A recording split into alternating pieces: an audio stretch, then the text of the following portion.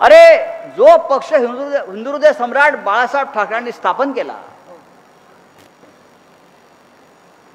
ज्या पक्षानं महाराष्ट्राला दिशा दिली, ठाकरे म्हणजे शिवसेना, हे पाकिस्तानात जाऊन विचारा, तिकडले शेंबड पोर पण सांगेल. ती शिवसेना, हे राहुल नार्वेकर जोही कधी काळी शिवसेनेमध्ये होता, ते तुमचं काय इलेक्शन कमिशन हे म्हणतात, त्या आयऱ्या गायऱ्याची शिवसेना. राष्ट्रवादी काँग्रेस, अरे शरद पवार हयात आहेत, ज्याने त्या पक्षाची स्थापना केली, फाउंडर अध्यक्ष, ते निवडणूक आयोगासमोर बसलेत जाऊन. अनिल बरोबर ना मी म्हणतोय ते, आर्ग्युमेंटला पक्षाच्या अध्यक्षसमोर बसलेत. मी शरद पवार, मी हा पक्ष स्थापन केला. पण इलेक्शन कमिशन, ते कसले इलेक्शन कमिशन? ते मोदी शहाचे कमिशन आहे.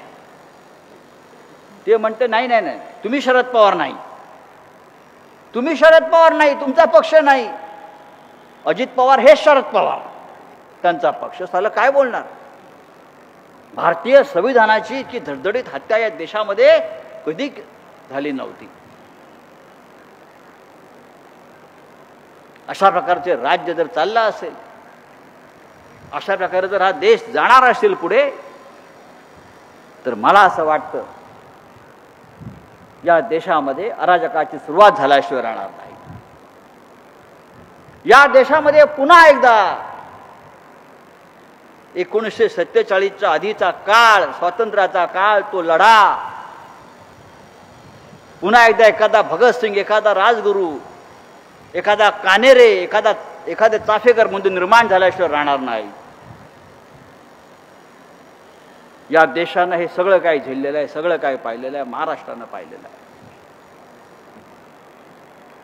आणि म्हणून 50 वर्षानंतर सुद्धा जेव्हा ही चळवळ जिकडे मला दिसते,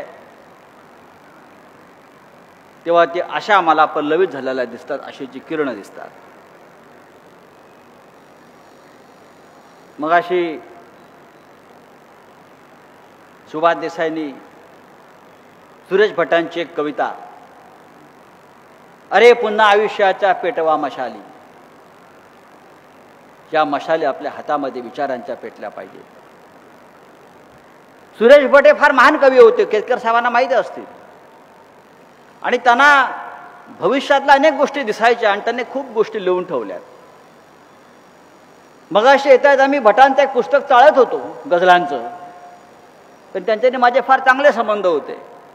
आणि आजच्या परिस्थितीला साजेशी असे गझल आणि कविता माझ्या हातात पडली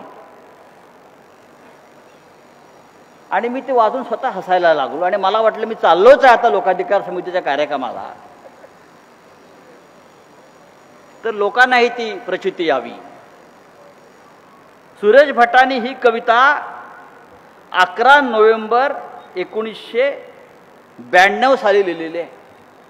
बघा, पहाटे 5 वाजता त्यांच्या हस्ताक्षरातल्या, त्यांनी मला पाठवलेलं आहे, भटांच्या हस्ताक्षरातली कविता आहे.